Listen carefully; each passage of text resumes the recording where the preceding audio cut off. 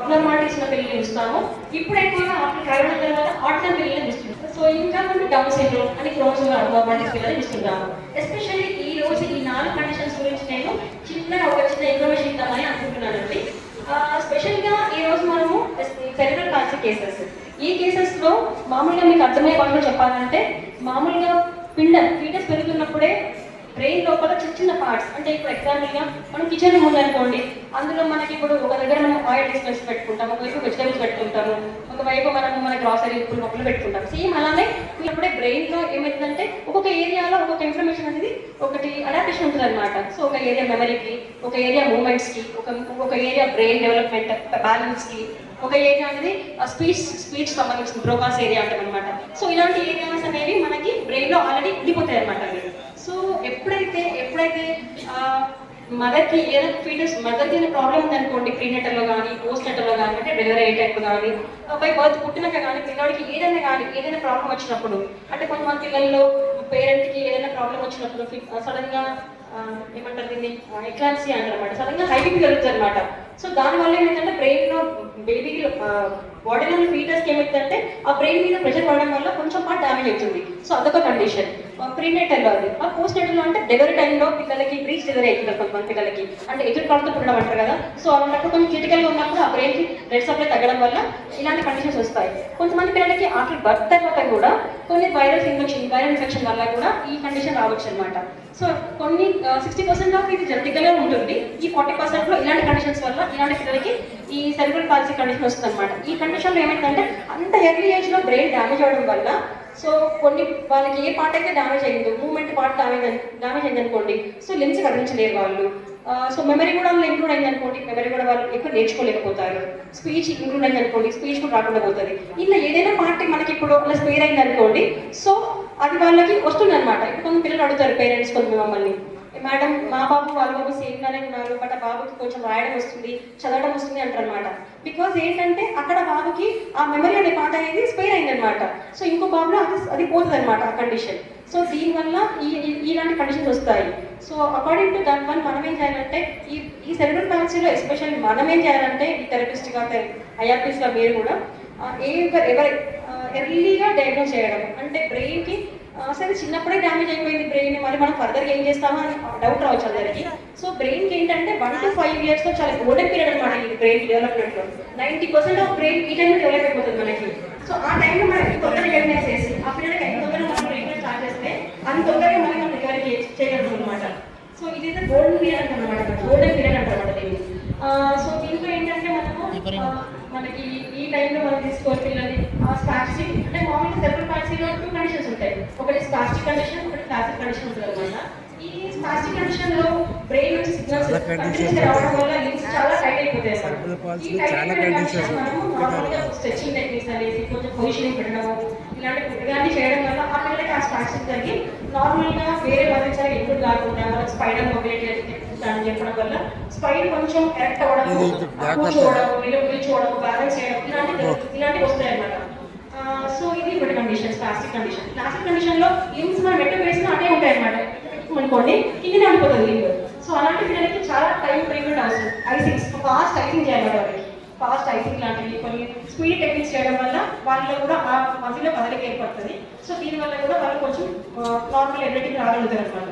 ఇందులో ఈ సెరెబ్రల్ పాల్సీలో ముఖ్యంగా ఎవరైతే పిల్లలకి ఐక్యూ స్పేర్ అయిందో ఆ పిల్లల్ని స్పెషల్ టీచర్స్ దీన్ని తొందరగా రికగ్నైజ్ చేసి ఆ పిల్లలకి వాళ్ళ ఎబిలిటీ తగ్గట్టు వాళ్ళకి మనము టీచింగ్ ట్రైనింగ్స్ ఇవ్వాలి. సో వాళ్ళు నార్మల్ స్కూల్ కూడా వెళ్ళగలుగుతారు అనమాట. వాళ్ళు నార్మల్ స్ట్రీమ్లోకి వెళ్ళగలుగుతారు అనమాట. నెక్స్ట్ మన కండిషన్ ఒకటి ఎపిలెప్సీ మనం చూస్తాం రెగ్యులర్గా. ఇందులో ఫిట్స్ అంటాము. నార్మల్గా బ్రెయిన్కి రెగ్యులర్ ఎప్పుడు మ్యాగ్నెటిక్ వేవ్స్ లాంటివి వస్తుంటాయి. సో సడన్గా అంటే నార్మల్ చెప్పాలంటే ఇప్పుడు మనకి పవర్ సప్లై కానీ ఇంటికి సడన్గా చిమ్లే అంటే పవర్ ఎక్కువైంది అనుకోండి, ఇంట్లో ఎట్లా మనకి టీవీ అలాంటివి ఫెయిల్ అవుతాయో సేమ్ అలానే ఈ ఫిట్స్ కండిషన్లో కూడా సడన్గా ఇంపల్సెస్ వస్తాయి అన్నమాట బ్రెయిన్కి. ఆ ఇంపల్సెస్ రావడం వల్ల బ్రెయిన్లో కొంచెం పార్ట్ డ్యామేజ్ అవుతుంది, దానివల్ల మూమెంట్ కలర్స్ వస్తాయి అన్నమాట. సో ఇలాంటి కండిషన్స్లో మన పిల్లల్ని రికగ్నైజ్ చేసి మనం వాళ్ళకి కొంచెం స్పెసిఫిక్ ట్రీట్మెంట్ ఇస్తే వాళ్ళు నార్మల్గా వస్తారనమాట. సో ఎపిలెప్సీలో నార్మల్గా పిల్లలు కొంతమంది ఇంట్లోనే పిల్లలకి ఫిట్స్ రావడం జరుగుతుంది. ఈ ఫిట్స్ వచ్చినప్పుడు బాగా ప్యానిక్ అవ్వద్దు. సో పిల్లలు ఏం చేయాలంటే కొన్ని పిల్లలు పేరెంట్స్ వాళ్ళు గబగబా అటు ఇటు తీసుకొచ్చేసి వాళ్ళకి ఆ ఫిట్స్ రావడం వల్ల ఫ్లెక్సిబుల్ పోచర్ వస్తుంది. సో మెడని వాళ్ళు డౌన్ చేస్తారు అనమాట. ఆ డౌన్ చేసినప్పుడు ఏదే ఉంటుంది అనమాట మన గొంతులో. సో అది కొలాప్స్ అయిపోయింది అనుకోండి, పిల్లలు ప్యానిక్ అయిపోతుంది, కంప్లీట్గా కొలాప్స్ అయిపోతుంది అనమాట. సో బిఫోర్ దట్ మనం ఏం చేయాలి, ఆ పిల్లలు నార్మల్ పొజిషన్లో పడుకోబెట్టి కొంచెం నెక్కి బ్యాక్ సైడ్ పడుకోబెట్టాలి అనమాట వాళ్ళని. దాంతోపాటు చాలా మంది ఫిట్స్ వస్తే పిల్లలకి చేతులు కాలం పెట్టడము, లోపల హార్ట్ సబ్స్ట్రాక్ట్ టంగ్ అయిపోతుందని చెప్పేసి. సో అలాంటివి పెట్టకూడదు. సాఫ్ట్ మెటీరియల్ దొరుకుతుంది, అలాంటివి పెట్టుకోవచ్చు. దట్టు మళ్ళీ వెంటనే ఫిట్స్ ఎవరైనా పిల్లలకు వచ్చిందంటే వెంటనే వాళ్ళు పీడియాట్రిక్ న్యూరో సంప్రదించాలి. సో పీడియాట్రిక్ న్యూరో రాసిన కొన్ని మెడిసిన్స్ వాడడం వల్ల ఇంటెన్సిటీ అని తగ్గుతుంది వాళ్ళకి. సో ఎస్పెషల్లీ వాళ్ళు రాసే మెడిసిన్స్ వాల్కోడిక్ యాసిడ్ ఉంటుంది అనమాట. అది సిరప్ ఫార్మేట్లో కానీ కొంచెం పెద్ద పిల్లలు టాబ్లెట్ ఫార్మేట్లో వాడతారు అనమాట. ఈ టాబ్లెట్ ఫార్మేట్లో వాడినా సిరప్ ఫార్మేట్లో వాడినా కానీ ఎవ్రీ 6 monthsకి రెగ్యులర్గా వాళ్ళకి ఎంత బ్రేక్ఫాస్ట్ ఎంత ఇంపార్టెంటో ఆ సిరప్ కూడా అంత ఇంపార్టెంట్ ఆ పిల్లలకి. సో ఎప్పుడు కూడా ఇదో డాక్టర్ కన్సల్ట్ లేకుండా మన ఆ టాబ్లెట్ కానీ సిరప్ కానీ మనం ఎప్పుడు కూడా మానేయకూడదు. ఫస్ట్ ఎవ్రీ 6 monthsకి ఒకసారి డాక్టర్ కన్సల్ట్ అవ్వాలి కంపల్సరీగా. ఎందుకంటే ఎవ్రీ 6 monthsలో పిల్లలు వెయిట్ గెయిన్ అనుకోండి, నెక్స్ట్ అప్పుడున్న మెడిసిన్ సరిపోతుంది వాళ్ళకి. సో మళ్ళీ ఫిట్స్ అటాక్ ఉంటుంది అనమాట. సో అందుకే ఎవ్రీ 6 monthsకి డాక్టర్ వెళ్ళాలి. సో ఆ మెడిసిన్స్ వాడుతూ ఉండాలి. ఇది ఎపిలెప్సీ కేసెస్. మన థర్డ్ మనం చూసే కేసెస్ ఎక్కువ అయితే ఆర్థో కేసెస్ చూస్తాము. ఆర్థోలో ఎక్కువ పిల్లలకి ఇట్లాంటి పిల్లలు ఉంటారు మనకి. మామూలుగా కాళ్ళు మడిమలు ఉంటారు కదా, ఈ మడిమలు కొంచెం ఇలా వచ్చి డివిజన్గా ఉంటాయి అన్నమాట. దీన్ని సిటీఈవి కండిషన్ అంటారన్నమాట. కంజైటల్ టైపస్ ఇక్వివలెన్స్ కండిషన్స్ అంటారన్నమాట. సో ఈ కండిషన్స్ లో పిల్లల్ని మనం ఎర్లీగా డయాగ్నోస్ చేసేసి వాళ్ళకి స్ప్రింటింగ్ టెక్నిక్స్ కానీ కొన్ని అసిస్టివ్ మొబిలిటీ టెక్నిక్స్ ఉంటాయన్నమాట. అలాంటివి చేసి నార్మల్ పొజిషన్ తీసుకురావాలి. సో అది చాలా హార్డ్ ఉంది అనుకోండి. సో మనం ఫర్దర్గా ఆర్థోపెడిక్ సర్జన్కి వెళ్ళి ఆ తర్వాత చిన్న చిన్నగా మజిల్ ట్రైన్ ఎక్సర్సైజ్ చేయించాలి నార్మల్ వాకింగ్ కోసం అని చెప్పేసి. ఇది ఒక కేసు ఉంటుంది మనకి సిటీఈవి కేసు.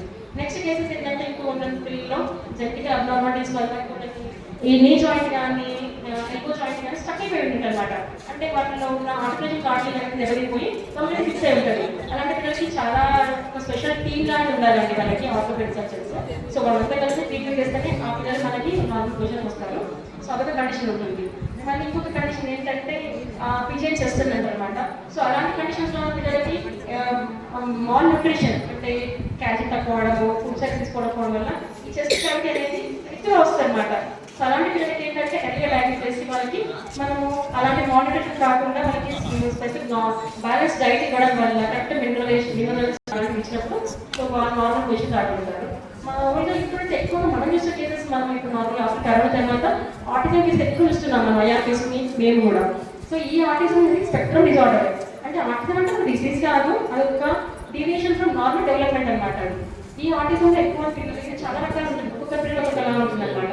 ఈ ఆటిజంలో చాలా మంది పిల్లలు ఫిజికల్ చాలా ఫిట్గా ఉంటారు, పరిగెత్తడము రన్నింగ్ చేయడం అని చాలా బాగుంటాయి, లింక్స్ అన్ని మూవ్ చేస్తుంటారు.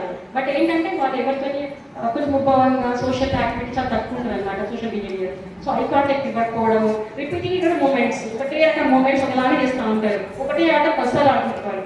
సో ఇలాంటి మూమెంట్స్ వాళ్ళకి ఎక్కువ ఉంటాయి అనమాట. సో ఈ కండిషన్లో మనం ఏం చేయాలంటే ఆ పిల్లలు ఎంత అంటే చెప్పాను కదా, first 5 years is the golden period అనమాట. ఆ 5 yearsలో మనం తీసుకున్నాం అనుకోండి. సో ఫస్ట్ ఎందుకు గోల్డెన్ పీరియడ్ అంటే మనం ఒక చిన్న నర్వ్ సెల్ అనుకోండి, దానికి యాక్చువల్లీ మనకి 1 to 2-3 years లోపలనే ఒక 1250 న్యూరాన్ కనెక్షన్స్ వస్తాయి అన్నమాట దానికి ఒక చిన్న టైంలో. 3 to 5 years మధ్యలో 25,000 కనెక్షన్స్ వస్తాయి అన్నమాట మనకి. సో మనం ఈ ఏజ్లో మనం వాళ్ళని ఎర్లీగా డయాగ్నోస్ చేసి మనం ఇన్పుట్ ఇస్తూ ఉంటారు వాళ్ళకి. ఐ కాంటాక్ట్ లేదనుకోండి పిల్లలకి, మనం కూర్చోబెట్టడం రావాలి, ఫస్ట్ ఐ కాంటాక్ట్ రావాలి. ఐ కాంటాక్ట్ రావడానికి మనం రకరకాలైన లైటింగ్ ఆబ్జెక్ట్స్ కానీ కలర్ఫుల్ థింగ్స్ కానీ చూపిస్తూ మన వైపు వాళ్ళని తీసుకొచ్చుకోవాలి. ఒకటే ప్యాటర్న్ ఆడుతున్న పిల్లలు. సో మనం ఏం చేయాలి, ఆ ప్యాటర్న్ని బ్రేక్ చేయలేదు, వాళ్ళ ప్యాటర్న్కే మనం వెళ్ళాలి.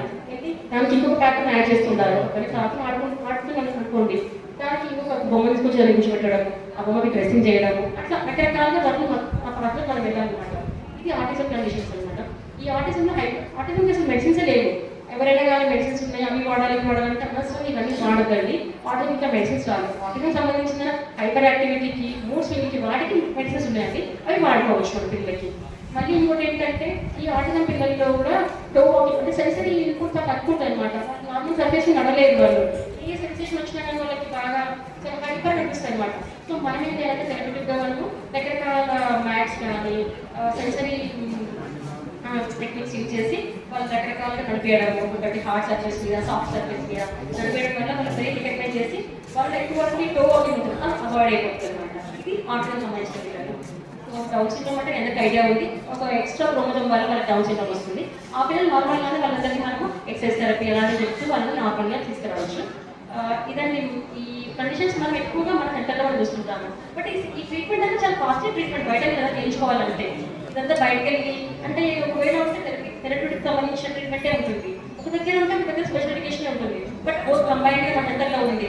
సో మనం ఏం చేయాలంటే ఈ రెండు కలిపి ఉన్నాయి కాబట్టి ఈ సెంటర్ని మనం యూజ్ చేసుకోవాలి. అందరూ పిల్లలు ఉన్నారు, మనందరూ ఇక్కడ మీకు తెలిసిన పిల్లలు ఎవరైనా కానీ అలా ఎర్లీ ఏజ్లో కొంచెం మైల్ స్టోన్స్ మిగిలే ఉన్నాయి అన్నట్టు వాళ్ళు రికగ్నైజ్ చేసుకొని మన సెంటర్ తీసుకొస్తే ఇది ఒక మంచి టీం కదా, దాంట్లో మనం పిల్లల్ని మనం నార్మల్ స్టేజ్ కన్నా బెటర్ తీసుకురావాలి అనమాట.